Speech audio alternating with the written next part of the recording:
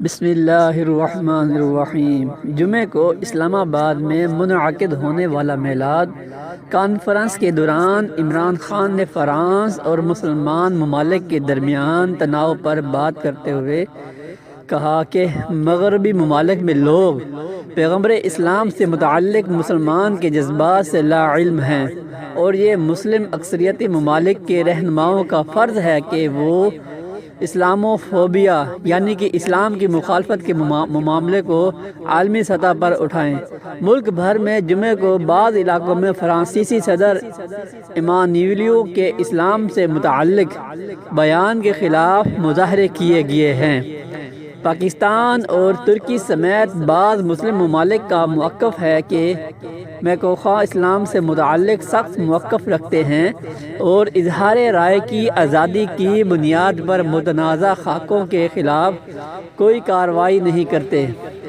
عمران خان کا مسلم رہنماؤں کے نام خط متعدد ممالک میں فرانس مخالف مظاہرے، ترکی کا اردغان کارٹون پر چارلی ایبڈو کے خلاف قانونی کارروائی کا ارادہ، فرانس کے گرجا گھر میں چاقو حملہ دہشت گردی قرار، 3 افراد ہلاک۔ اپنے خطاب کے دوران ان کا کہنا تھا کہ میں نے OIC میں سب کو یہی بات کہی کہ مغرب میں بڑھتے اسلاموفوبیا کا حل یہی ہے کہ مسلمان ممالک کے رہنما مل کر اس کے خلاف اپنا موقف بیان کرے۔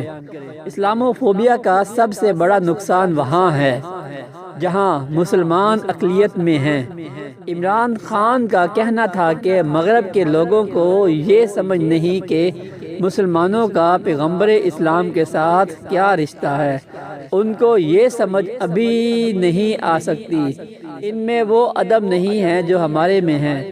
ہم تمام پیغمبروں کے نام ادب سے لیتے ہیں، وہاں یہ چیز نہیں ہے۔ انہوں نے نامور ادیب سلمان رشدی کی کتاب کا حوالہ دیتے ہوئے کہا کہ مسلمانوں نے اس پر جائز شور مچایا اور اس وقت بھی مغربی ممالک اس کی سمجھ نہیں رکھتے تھے کہ اس غم و غصہ کی وجہ کیا ہے۔ عمران خان کا کہنا تھا کہ مغرب نے یہ سوچنا شروع کر دیا کہ مسلمان آزادی رائے کے خلاف ہیں، تنگ نظر ہیں۔ اس بارے میں پوری مہم چلائی گئی۔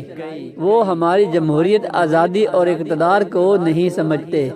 ان کا کہنا تھا کہ وہاں چھوٹا سا طبقہ اسلام کے خلاف ہے جو اسلام کو بری نظر میں دکھانا چاہتا ہے۔ ہمیں اسی وقت عالمی سطح پر بتانا چاہیے تھا کہ یہ مسلمانوں کے لیے تکلیف دہ ہے۔ انہوں نے یہ بھی کہا ہے کہ چارلی ایبڈو کے پیچھے بھی تھوڑے سے لوگ ہیں جو ہمارے لوگوں کے کو برا دکھانا چاہتے ہیں۔ عمران خان کا کہنا تھا کہ ذرائع ابلاغ میں کسی کی بھی جرأت نہیں ہے کہ ہولوکاسٹ